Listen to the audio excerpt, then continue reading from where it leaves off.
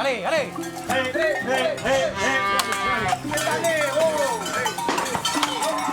allez, allez. Pousse là. Nous aussi, on travaille tous en famille. Il y a mon père qui est décédé cette année là. Et du coup, ben nous, on va reprendre le flambeau. Surtout mon frère.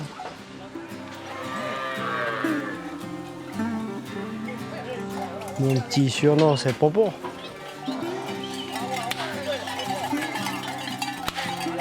C'est là, ici, à Belleville, quand même, on a tout. Hein. On a les chevaux, on a le bétail, on a les cerfs, on a la pêche. Il y a tout, il y a tout.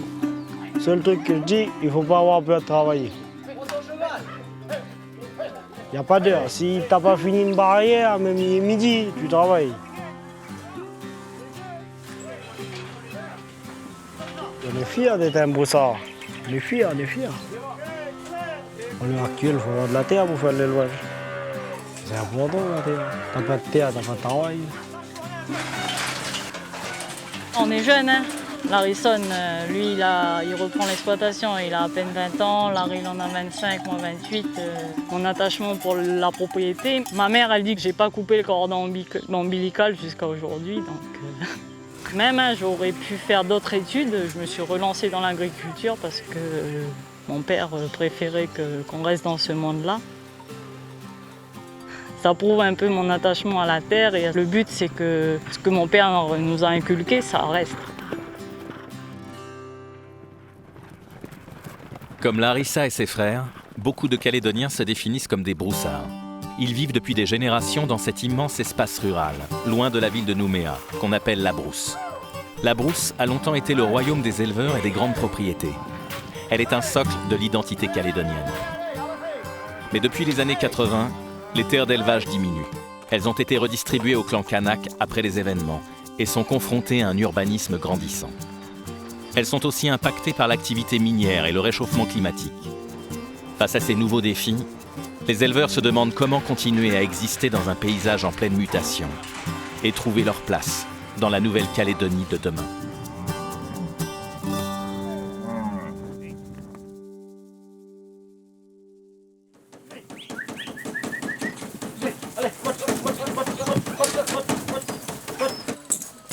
Allez.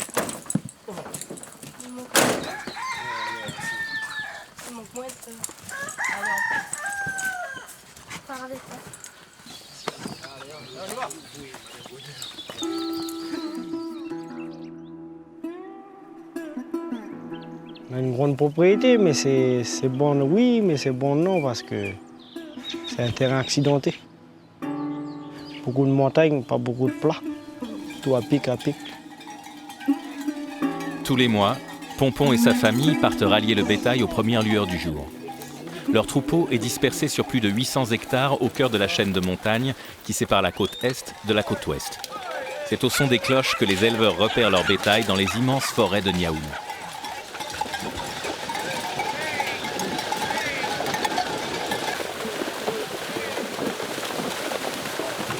Leur famille, issue d'un grand-père bagnard, n'a jamais eu les moyens d'acheter des terres plus propices à l'élevage. Depuis 3 générations, ils doivent louer du terrain au domaine public pour nourrir leur cheptel. Il y a beaucoup de préjugés, hein. C'est-à-dire il y a beaucoup de personnes qui pensent que parce que les éleveurs en Calédonie, ben, ils ont beaucoup de terres, qui sont riches. C'est pas du tout le cas. On peut avoir beaucoup de terres qui sont très pauvres. Et du coup, ce terrain-là, c'est un peu notre cas. Il faut des grandes surfaces pour avoir de l'élevage. Pour une vache, à peu près 3 hectares.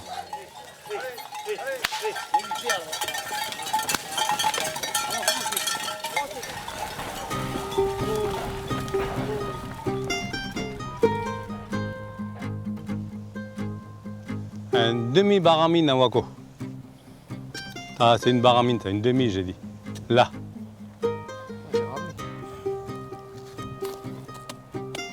Voilà, parfait.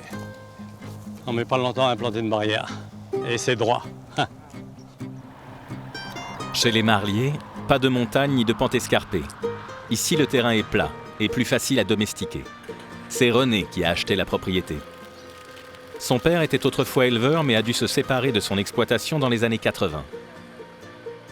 René a travaillé dans l'administration jusqu'à sa retraite pour pouvoir racheter de la terre et redémarrer l'élevage. Comme tout éleveur, une partie de son travail consiste à fabriquer des barrières. Des barrières qui, dans l'histoire du pays, ont inscrit la notion de propriété sur une terre autrefois sans limite. On a au total 44 km de barrières. Donc quand on dit qu'il faut refaire les barrières tous les 20-30 ans, ce qui nous fait refaire tous les ans entre 2 km et 3 km de barrières. C'est comme ça qu'on a investi dans ces machines qui nous permet d'abord de faire des barrières plus facilement parce que là on affûte directement les poteaux à la machine et ensuite on va voir qu'on enfonce directement les poteaux à la machine. Donc ça nous coûte très très cher en poteaux, en grillage, en fil et après en travail. C'est une grosse dépense, c'est pas la principale dépense, mais c'est une grosse dépense pour une exploitation, les barrières. Pas trop la bonne saison, on va taper les poteaux. Papa, je fais. Attends.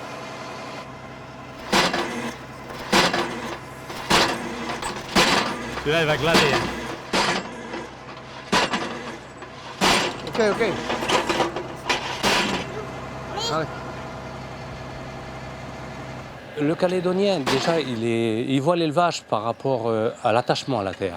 C'est pas trop le fait de faire de l'élevage, mais le fait d'être attaché à sa terre. Au tout début de l'élevage en Calédonie, il y avait tellement de place partout. Les éleveurs, ils lâchaient leur bétail et puis le bétail allait partout, quoi. Il y avait très peu de clôtures, il y avait des tribus un peu partout, donc le bétail mangeait les récoltes des Kanaks qu'il y avait partout, quoi. Voilà, ça a été la base du premier conflit, ça. Et après en 1984, où là, ça a été vraiment des tensions politiques, quoi. Dès la fin du XIXe siècle, la Nouvelle-Calédonie a été marquée par de nombreux conflits entre Kanaks et colons européens. Les clans Kanaks demandaient la restitution de leurs terres ancestrales à l'État français. Les éleveurs se sont retrouvés impliqués dans ces revendications car ils possédaient de vastes étendues de terre. Dans les années 80, la situation se tend sur tout le territoire avec les revendications pour l'indépendance et commence alors une période de conflit politique connue sous le nom des événements. Une période de troubles et de violence dont la Nouvelle-Calédonie sortira en proposant une redistribution des terres à travers une réforme foncière. De nombreux éleveurs, comme le père de René, ont dû vendre leurs propriétés à l'Office foncier, un organisme dont l'objectif était de restituer les terres aux Kanaks. Nous, on l'a vécu de plein fouet, la revendication des terres, parce que mon père, à l'époque, avait une petite propriété dans la chaîne, comme on dit, et qui touchait les tribus. Donc on a commencé à être revendiqués, ils ont commencé à couper les fils, à tuer du bétail et puis tout ça. C'est des terres qui ont été revendiquées et qui ont été rachetées à l'époque par l'Office foncier. René n'est jamais retourné sur l'exploitation de son père. Mais en achetant cette nouvelle propriété, il a ressoudé le maillon d'une chaîne brisée par l'histoire. Aujourd'hui, c'est son fils Kevin qui prend le relais et transmet à ses enfants son amour de la terre. Hey!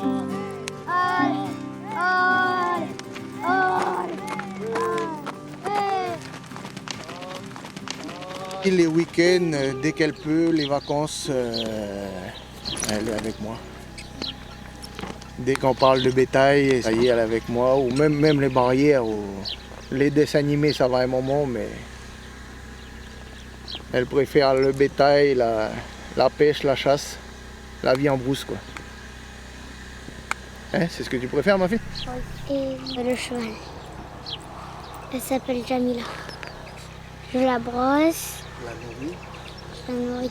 Moi, je suis passé par là grâce à mon père. Du coup, j'espère que ma fille sera intéressée à la même chose, quoi.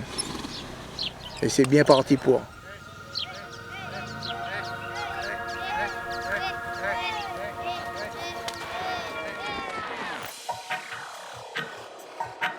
La famille Poiroy élève du bétail sur une propriété en bord de mer.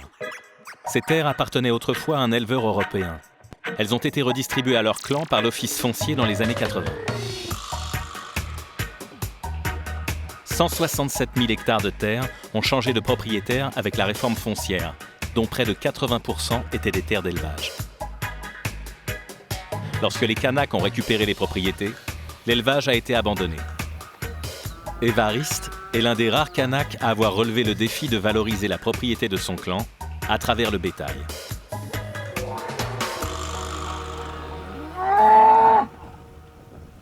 Arrivé. Viens, viens, viens. Allez, viens, viens, viens, viens. Pour le bétail, il n'y a pas de chevalet. Il n'y a pas de quad. C'est à la voix que j'adoucis mes bétails, quoi.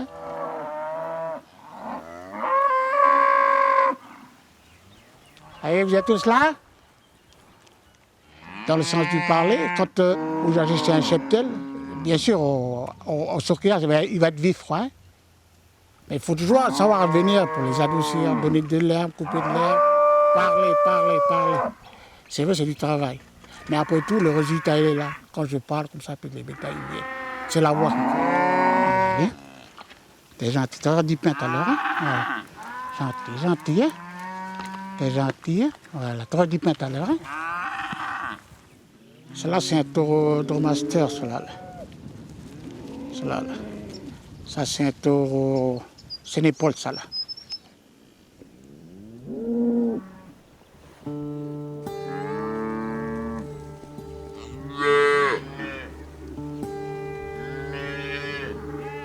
Le Français, quand il a acheté les terres ici, c'est la propriété, il a acheté avec le cheptel. Donc il n'y avait personne pour s'occuper du cheptel. Nous, on est arrivés ici, c'est la propriété. On était cultivateurs, on ne connaissait pas du bétail. C'était dur au départ, parce qu'on n'a pas le moyen financier, d'une part. Et puis j'avais pas l'aspect technique. Puis je me suis engagé voilà, dans le tas. J'ai appris en moi-même au fil du temps, quoi. J'ai concilié les deux mondes, hein, l'aspect culturel et l'aspect économique, voilà.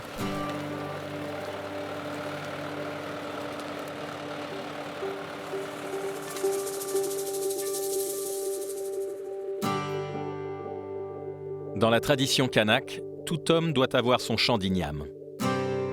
Longtemps, la culture de l'igname s'est confrontée à l'élevage. L'igname symbolise une terre vivrière, mystique, habitée par l'esprit des ancêtres. Tandis que l'élevage symbolise une terre que l'on exploite, que l'on valorise, qu'il faut rentabiliser. Deux visions difficiles à concilier.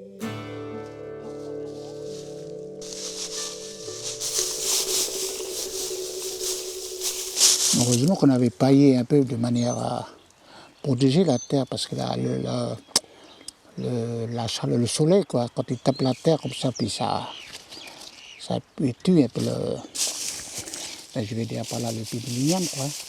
Mais avec le paillé, là, ça aide la terre à avoir du soufre, quoi, hein, pour ne pas que fasse chauffer l'igname, quoi. J'ai concilié les deux, quoi, l'igname et le bétail, parce que l'igname, ça fait partie de notre culture, quoi, l'igname. Et le bétail en parallèle, voilà. J'essaie de concilier les deux choses, hein, mais tout en respectant ma culture, puis engagé dans un monde moderne plus technique, quoi. Je me sens bien seul avec toi.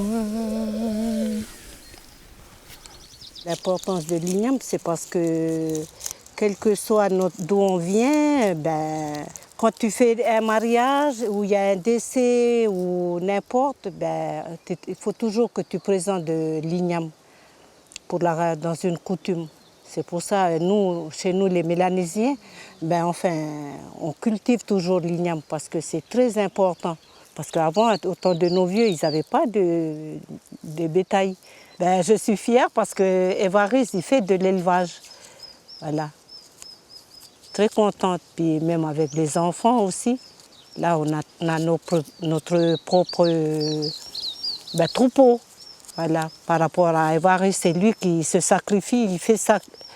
Voilà. Nous, on est là, on regarde un peu. Des fois, quand il a besoin, il nous appelle pour baigner, mettre les étiquettes. Mais sinon, lui, c'est tous les jours. C'est les bébés à lui. Si Évariste et sa femme essaient de concilier la culture de l'igname et l'élevage, les Fayards, eux, doivent concilier l'élevage avec l'expansion urbaine. Leur propriété a longtemps incarné la vie broussarde aux portes de Nouméa. La famille s'est enrichie sur 8 générations à la force de son travail.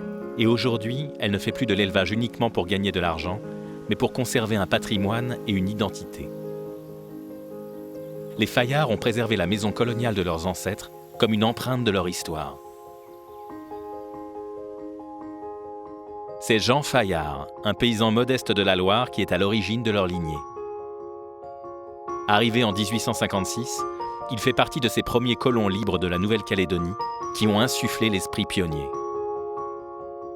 L'élevage bovin a démarré très tôt. Jean Fayard avait acheté une parcelle de 100 hectares où il avait déjà installé quelques têtes de bétail. Ce qui est indissociable de cet esprit pionnier, c'est aussi la valeur travail.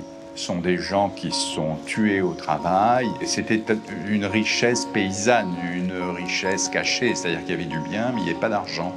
Donc il aurait quand même été dommage de la part des descendants de dilapider tout ça, et puis qu'un jour ça s'arrête et qu'il ne reste rien.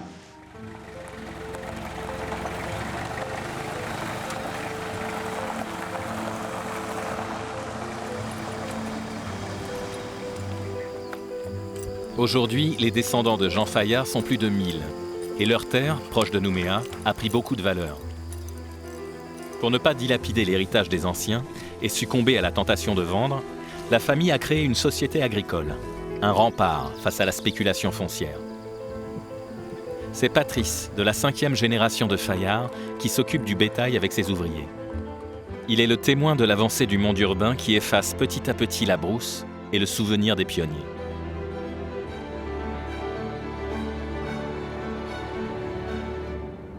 Bon, ici, c'était loin de tout, quoi. Hein? C'était la brousse aux portes de Nouméa, c'est vrai. On y était tranquille. Maintenant, on essaie de demeurer, quoi. Hein? Parce que, bon, là, la famille, on a toujours fait de l'élevage. Et puis, c'est une passion. Mais bon, la passion, quelquefois, elle prend des mauvais coups. Hein? C'est pas toujours encourageant.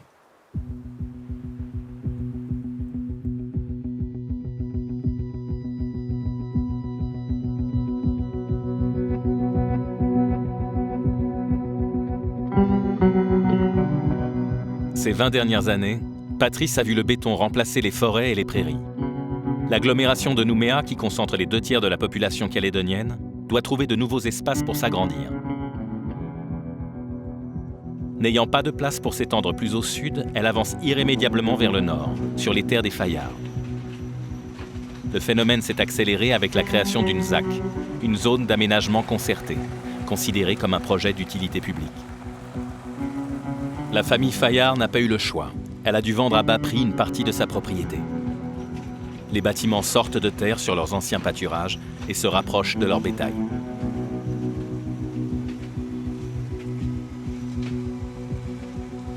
Regarde tout ça, là, ça va pas s'arranger. Hein. T'as vu ce qui se construit derrière? Ben, je sais bien, oui.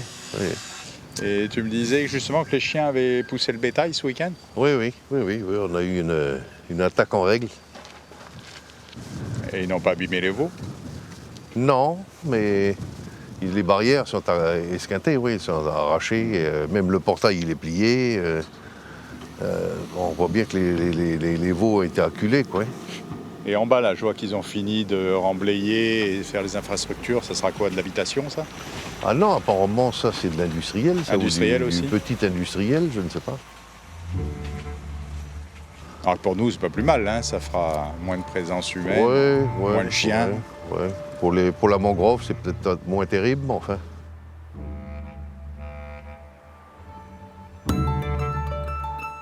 On est cerné par les lotissements.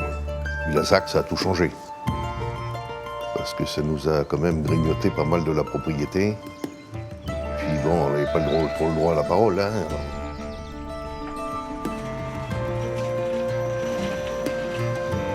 On nous a enlevé près de 600 hectares, et c'était 600 hectares de pâturage amélioré. Donc c'est vrai que ça a été un gros problème pour nous au point de vue rentabilité de l'élevage. Il a fallu s'adapter assez rapidement pour pouvoir ne pas être obligé de fermer définitivement.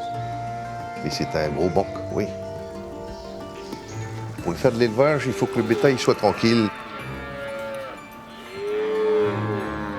C'est une petite brousse qui reste. On essaie d'en profiter, mais ça ne va pas durer, bien évidemment. Donc un jour, on se fera absorber, c'est la logique. Allez! Allez! Allez! Allez, toi!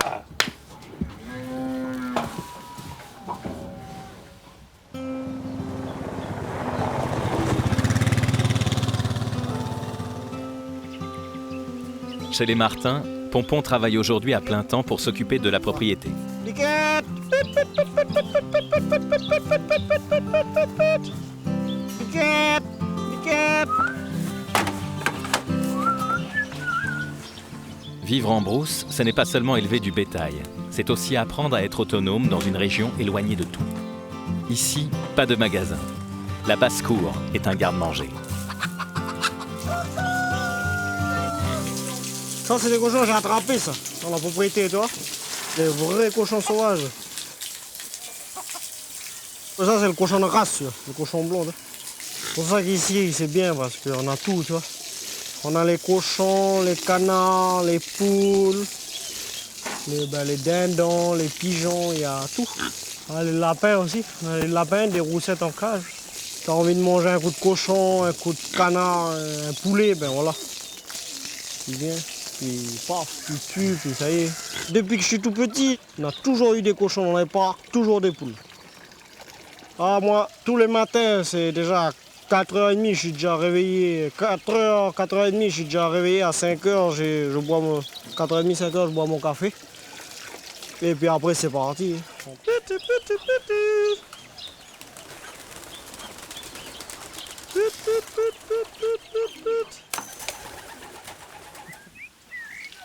Pour Pompon, succéder à son père n'est pas une tâche facile.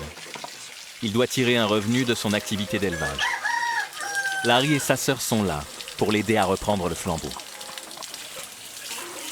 Nous, on arrive, c'est du pain béni qu'on nous donne, nos parents. Nous, on sait comment ils ont travaillé dur, hein. Donc c'est pour ça qu'on continue à travailler comme ça, qu'on essaye de faire les choses, même si on sait que c'est difficile.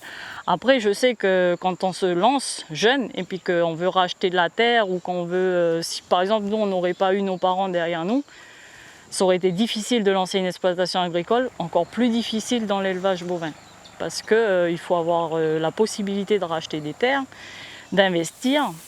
Et ensuite, il faut savoir travailler dessus, il faut avoir le courage de le faire. Mais ce n'est pas une activité qui est vieillissante. Au contraire, les jeunes se rendent compte de plus en plus que c'est quelque chose d'important. Et même par rapport à la situation du pays, arrivé à un moment, il faut qu'on se lance dans cette idée d'autosuffisance alimentaire, qu'on se dise que si on ne travaille pas et qu'on ne produit pas quelque chose, on ne réussira pas. Pour une première fois, il est bien joueur. Qu'il n'a pas de dents. Oh, il n'a pas de dents. Marissa, non, c'est dégueulasse. Mais il n'a rien encore. Regarde. Mais je savais pas que... Il y a à peine deux qui vont sortir. Quand ça sort comme ça, devant. ils ont pas de dents. Puis regarde les poils en plus.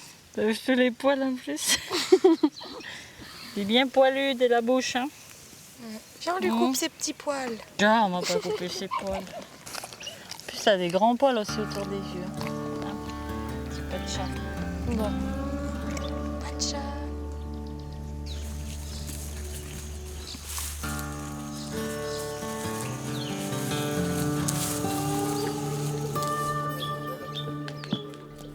Dans la région, beaucoup de propriétés ont été revendiquées par les clans Kanak dans les années 80. Mais la famille Martin n'a pas été impactée par la redistribution des terres. Pourtant, les anciens racontent toujours aux jeunes l'époque des événements qui a été très traumatique. Reste encore aussi la question des futurs référendums sur l'indépendance de la Nouvelle-Calédonie. Moi, j'ai pas connu les événements. Je suis né dans les années 90. Ce que moi, je peux dire de ça, c'est que il y a eu des craintes à l'époque. Voilà. Il y a eu beaucoup de tensions, il y a eu des craintes de tout perdre, de perdre le terrain sur lequel des années et des années, on a travaillé dessus, on a développé une activité, on a fait des barrières, on a fait de l'élevage. Donc ces revendications ont eu un impact sur l'élevage. Il y a eu un impact négatif dans la diminution du nombre de surfaces et du nombre d'éleveurs. Donc en fait, on a fait un retour en arrière.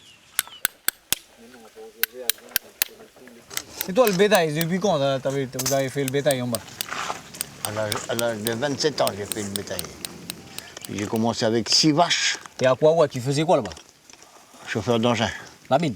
Ouais, la mine. J'ai commencé avec 6 vaches et un taureau. Ah ouais.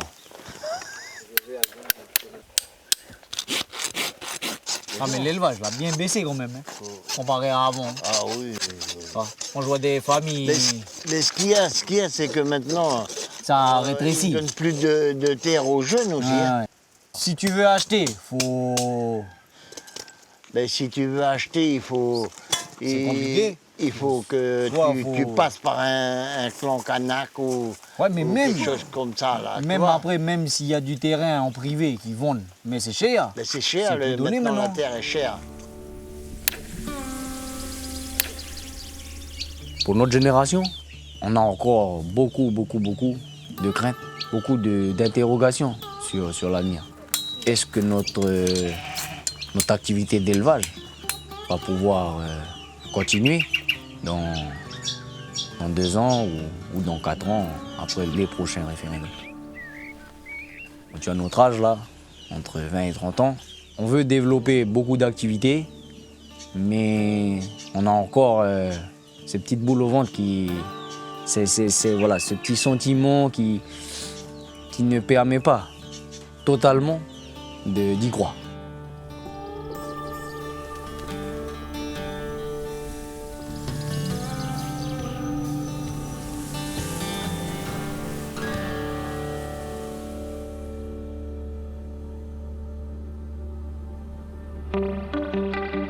La propriété des Marliers raconte l'histoire d'un autre partage, celui du monde de la mine et de l'élevage. Comme beaucoup d'éleveurs, René a son exploitation au pied d'une mine de nickel centenaire. Les deux activités ne sont pas en confrontation directe. La mine occupe les sommets des montagnes, tandis que le bétail reste dans les plaines.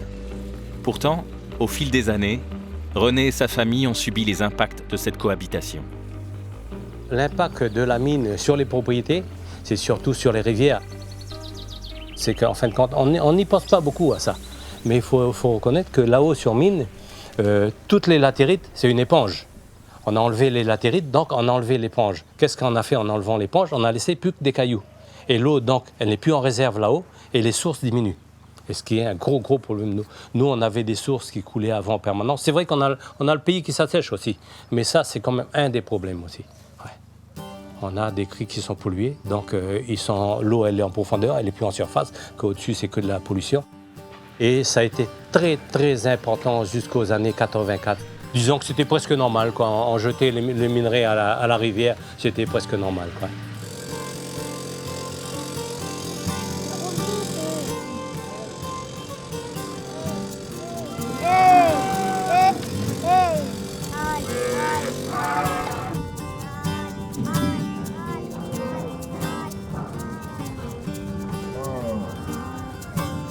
Sur la côte ouest, beaucoup de propriétés ont des terres déjà arides par nature.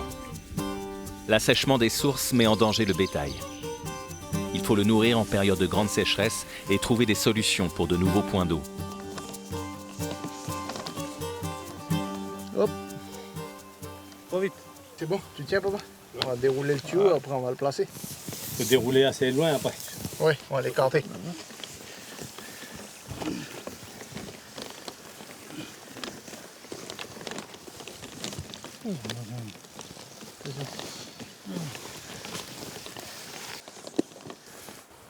Ok, vous pouvez remonter. Allez, dans le tracteur. Allez. Je débouche le tuyau parce que quand on a fait la tranchée, il y a de la terre qui s'est mise à l'intérieur. Pour qu'on puisse enfoncer le tuyau là. Voilà. C'est pas plus compliqué que ça, mais il fallait le faire.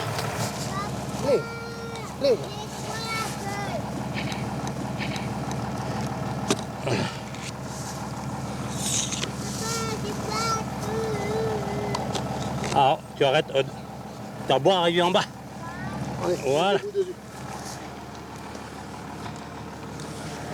C'est bon?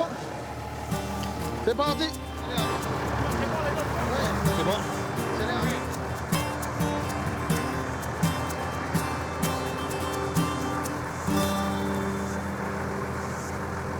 On vient d'enterrer 100 mètres de conduite d'eau pour remplir un trou d'eau.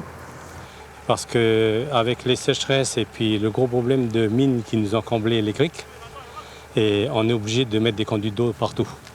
Et là, maintenant, on est arrivé à 17 km 400 de conduites d'eau. Ben, une tête de bétail, il faut compter à peu près 50 litres d'eau par jour. Là, on a à peu près 35 abreuvoirs sur la propriété. Et auparavant, c'était le cric qui traversait la propriété et le bétail allait boire directement dans le cric. Et maintenant, on est obligé de mettre une conduite d'eau et un abreuvoir dans chaque ronde. C'est un gros investissement, quoi. C'est un problème qui touche énormément de propriétés. Nous, on a encore la chance d'avoir des sources qui sont sur la propriété. Les criques ne coulent plus, mais les sources sont encore bonnes, elles ne tarissent pas encore. Donc, on a encore cet avantage-là. Mais il y a certaines propriétés qui sont obligées de se brancher sur les conduites publiques, ce qui coûte cher, ou bien de faire des tours d'eau ou des retenues collinaires. C'est un gros problème et ça sera à réfléchir pour l'avenir.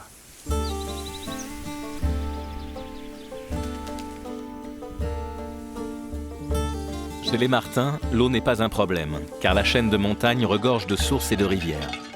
Ici, le défi est surtout de continuer à travailler à cheval, comme les anciens. Le cheval, il nous donne beaucoup la main pour travailler. Tu vois. Si on n'a pas lui pour travailler le bétail où on est, là, ça serait dur. Hein, parce qu'à pied, tu peux pas. En quad, en voiture, c'est pareil, tu peux pas. C'est que le cheval. Mon frère et moi, on adore ça. On ne pourrait pas se passer des jours. C'est primordial à notre vie. Si je pouvais choisir entre le cheval, faire que du cheval et le bétail, je préférerais faire que du cheval. Le cheval, ce n'est pas juste un instrument de travail. Larry, comme son frère Pompon, s'entraîne tous les soirs pour participer à des jeux équestres. Être broussard, c'est aussi dresser les chevaux et se mesurer à d'autres cavaliers dans les foires agricoles. Mais là, ça fait deuxième fois que je le monte. Là. Il a l'air d'être assez réceptif. J'ai l'impression qu'il y a un côté qui écoute moins, non? Ouais, le côté droit, il est meilleur. Bon, ça va aller avec le temps. On fait bien les bases, là. C'est bon parce qu'il casse bien le cou, tu vois. Ouais, il a l'air de bien virer quand même. Et là, du coup, tu penses qu'il sera prêt pour l'année prochaine à la foire? Ah, c'est l'objectif, hein. Faut qu'à la foire, là, il soit prêt. Les foires agricoles sont des moments forts qui marquent le calendrier de la Nouvelle-Calédonie et de la famille Martin. Pompon et Larry ne ratent jamais l'occasion de participer aux courses hippiques. À chaque foire, les gens se retrouvent autour des valeurs broussardes, quelle que soit leur ethnie. Le cheval et le bétail sont au cœur des activités proposées au public. Pour les visiteurs venus de la ville, c'est l'occasion de se reconnecter avec leurs origines, car beaucoup de Calédoniens ont un éleveur dans leur histoire familiale. Pour Pompon et Larry, c'est le moment de montrer de quoi les broussards sont capables. Ben, à la foire, tous les broussards se retrouvent, les cavaliers, les éleveurs, pour parler. On parle de l'année, de tout. On parle du bétail, des chevaux, de tout ce qui se passe tous les jours. C'est un grand événement pour nous.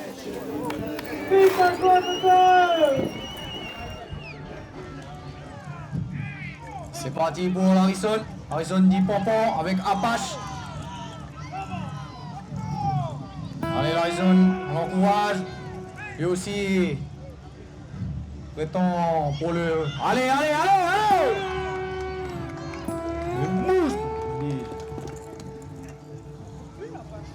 20-34 pour Apache.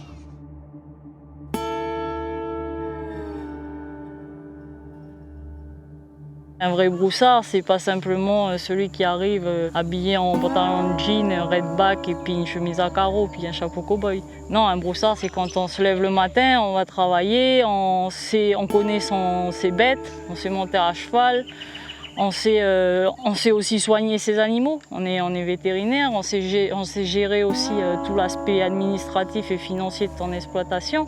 C'est ça, être un broussard.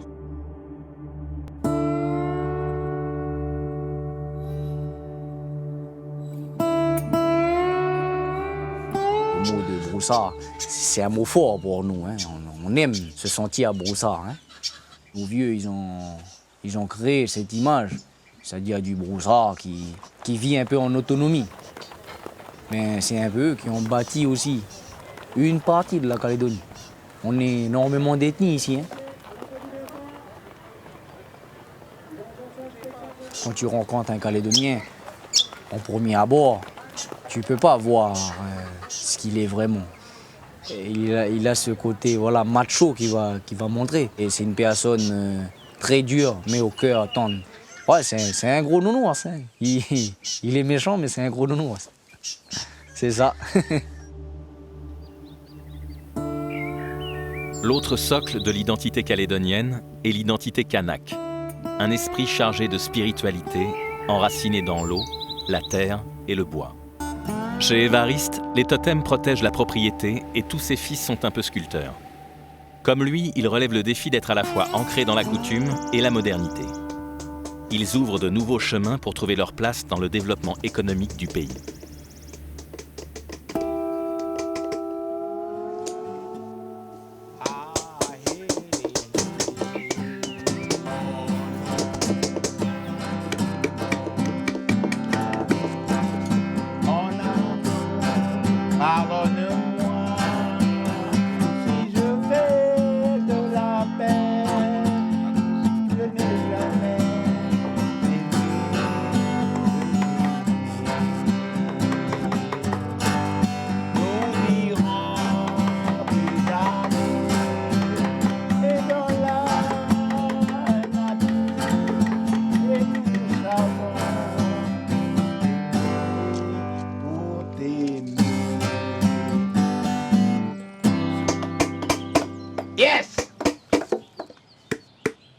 Je m'appelle Poiroi Noé, fils de Poiroi Évariste. Je suis né ici en 1983, d'où l'année où on a revendiqué ces terres ici. Puis depuis, je suis toujours ici. Voilà. Je me rappelle des fois le matin de bonne heure, avant d'aller à l'école, on allait rentrer le bétail, donner la main à papa. Nous ici, là, on est la première génération ici sur ces terres ici à Watom ici. C'est une terre coutumière, ici. La coutume, ça regroupe beaucoup de familles, beaucoup de clans. Puis comme toute autre famille, d'autres clans, il y a toujours des querelles entre nous, ça c'est normal. La génération à nous d'aujourd'hui, on ne peut pas refaire l'histoire. Il faut toujours qu'on avance avec ce qui nous est donné, voilà. Mais je suis pour que l'igname soit travaillé, puis pourquoi pas prendre un veau pour manger avec.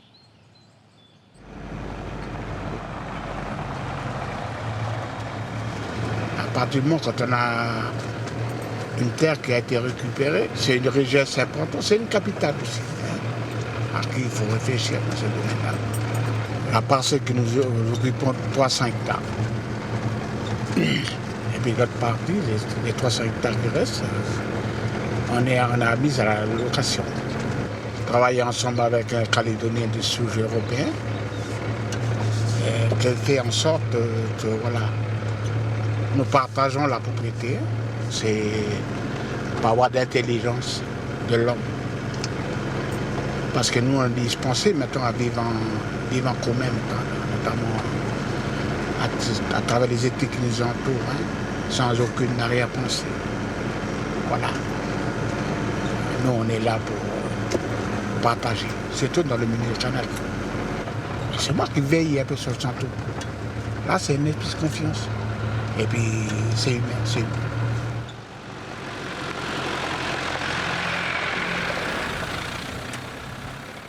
À toute évidence des choses, l'avenir, elle est là. Hein. Nous, on occupe toujours les politiques qui disent ceci, cela. C'est le discours, ça.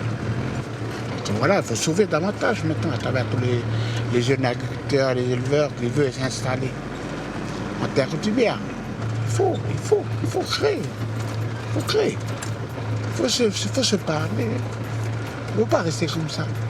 Surtout la terre, elle est fertile, elle a une richesse très importante. Évariste et son clan sont pionniers dans la location des terres coutumières pour développer l'élevage. C'est un chemin encore peu exploré, mais qui ouvre des portes pour les jeunes qui aimeraient se lancer dans cette activité.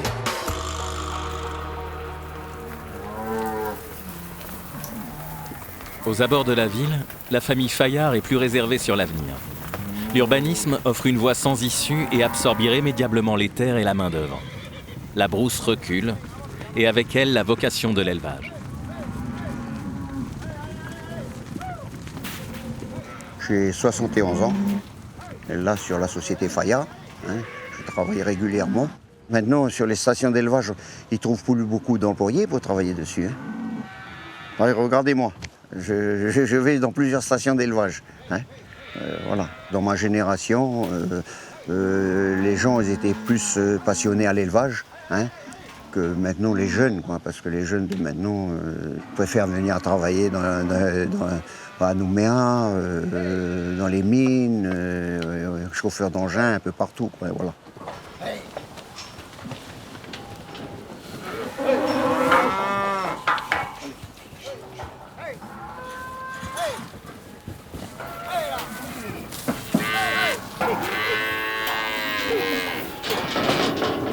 Allez. Hey. Hey.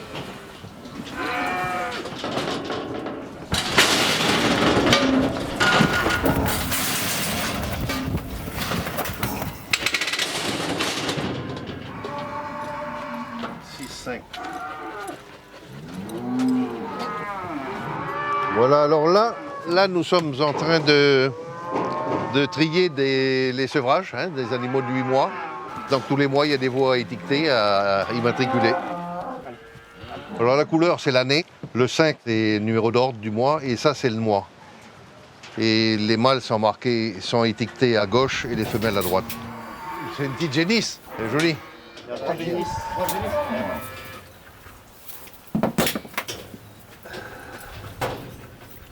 L'élevage, à mon avis, il faut être un peu né dedans quand même. Il faut l'avoir dans les tripes pour pouvoir accrocher, parce que c'est pas toujours facile. Il fait chaud, il y a du soleil, de la poussière, de la pluie, de la boue. Mais c'est bon, c'est passionnant pour ceux qui sont passionnés. Il y a aussi des mauvais moments. Il y a les feux de brousse, les sécheresses. On vit avec la météo et la nature. La nature. L'élevage extensif, à l'époque, on nous critiquait parce qu'on faisait un élevage de cow-boys. Aujourd'hui, c'est une qualité de viande qui devient unique au monde, même. Une viande bio, entre guillemets. Et ça peut être, une plus-value. Pour les jeunes, ça peut être une voie intéressante. Mais à condition de garder une certaine surface. La terre, c'est un grand sujet en Calédonie. Il va falloir qu'un jour, on mette ça sur la table et puis qu'on en parle. Parce que bon, la terre égale une certaine économie.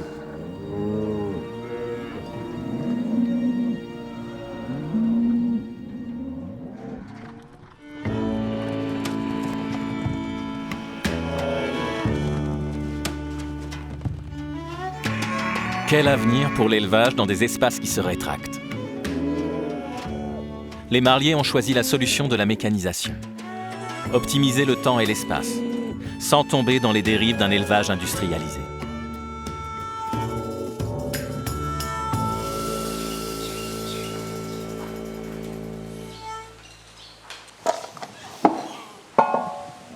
Ouais, ça devrait aller. Vas-y, rentre là, on va essayer de mettre l'axe. Voilà, attends, tape un peu encore. Encore. Il n'est pas assez emboîté encore, pourquoi? Non, il faut le tourner. Comme ça? Là. Non, dans l'autre sens, là. Voilà. Regarde, ah ouais. il est bon? Un peu, ouais, mais il y a un peu... Attends, il assez encore. Ouais, il n'est pas tout à fait en face. Ouais. Il va se mettre en face, ouais. Voilà, impeccable. Après, on va bien les serrer avant de les monter sur le bulle. Là, on a la pièce qui va là. Oui. Ouais, parce qu'on ne peut pas remonter tant qu'on n'a pas ces pièces-là. Donc, je crois qu'on est bon. Il n'y a plus qu'à attendre les pièces. Ouais. Voilà. Le travail de propriété, c'est pas que le bétail, c'est réparer un gyro, voilà, c'est réparer un bulle, c'est toucher un peu à tout. De la maçonnerie, le bétail, c'est peut-être ce qu'on fait de moins. Une clôture, et voilà. On a toujours du matériel à réparer ou de la soudure à faire. Et après, avec 17 km de conduite d'eau, tu as toujours une petite fuite à réparer. Du coup, le boulot voilà, est varié, quoi.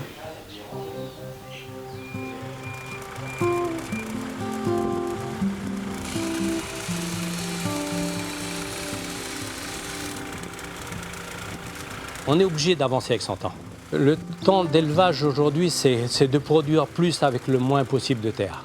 Ça, c'est mondial. Hein. C'est mondial parce que, disons, la population mondiale, elle augmente et elle va augmenter encore. Et ces gens-là, il faut leur trouver de la place pour les mettre. Et on prend où la place? On prend sur l'agriculture, sur l'élevage. On reste encore assez épargné par ce problème, mais ça commence vraiment à se faire sentir. Hein. Des propriétés d'élevage qui passent les 1000 hectares en Calédonie, on commence à les compter sur les 10 doigts de la main presque. Hein. Il n'y a plus grand-chose. Hein. Ah ouais. Je pense qu'on va arriver au système intensif après les autres, mais on va y arriver. Faire de l'élevage comme on fait l'élevage de porc, faire la même chose avec le bétail, moi j'appelle plus ça de l'élevage. Ouais. Là c'est de la fabrication de viande après, c'est plus de l'élevage. On fabrique de la viande déjà. Tu n'as plus ton lien à la terre parce que tu peux faire sur quelques dizaines d'hectares. En faisant ça, tu peux mettre 90 000 bêtes. Quoi. Tandis que là, il faut des milliers d'hectares pour mettre 90 000 bêtes. Voilà. L'élevage en batterie, c'est plus de l'élevage.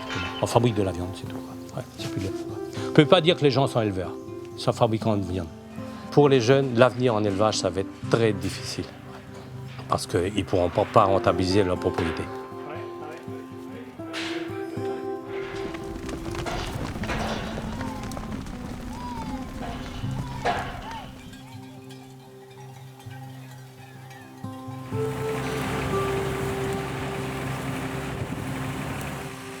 René a découvert sur sa propriété les vestiges d'un ancien village de pionniers et un cimetière où reposent côte à côte mineurs et éleveurs.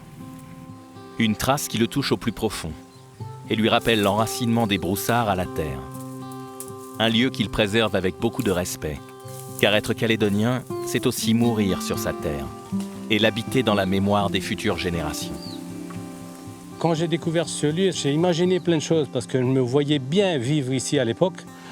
Avec les chevaux autour de moi, le bétail dans toute la plaine juste en bas que je pouvais surveiller parce que de là j'ai une vue à 360 degrés. À l'époque on avait l'eau partout, ça devait être vert partout, ça devait être magnifique. Je serais bien revenu moi à cette époque-là.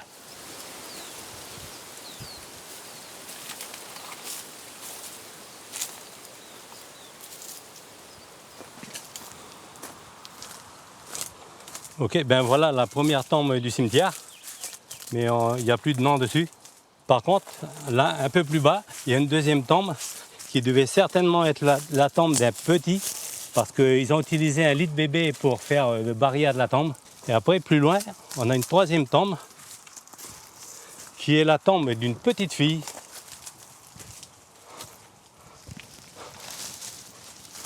La petite Lily, qui est décédée le 25 décembre 1907 à l'âge de 3 ans. Donc ça fait déjà 111 ans qu'elle est là, la petite. Ben voilà une dernière tombe. Et justement, c'est cette tombe-là qui nous a fait découvrir le cimetière. Parce qu'on ignorait qu'il y avait un cimetière ici. Personne ne nous avait dit qu'il y avait un cimetière ici. Et puis, en faisant une route pour venir sortir notre bétail, l'engin a cogné sur une partie métallique. Et on pensait que c'était une barrière. Et manque de peau, c'était les fers forgés d'une tombe. J'éprouve un grand respect envers ces gens-là qui venaient de très loin, ils venaient certainement de métropole, qui sont venus, qui sont morts ici, qui sont enterrés ici, et je voudrais bien être enterré à côté d'eux.